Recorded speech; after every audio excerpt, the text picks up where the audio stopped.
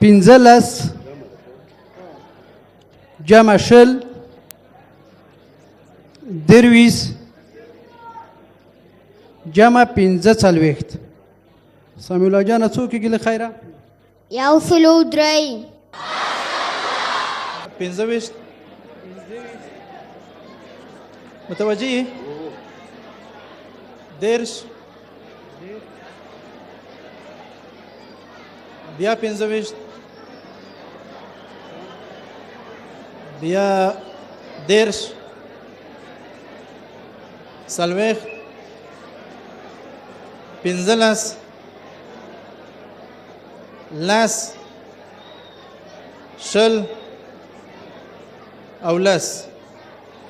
جمع که ته جمع که 205 ما شاء الله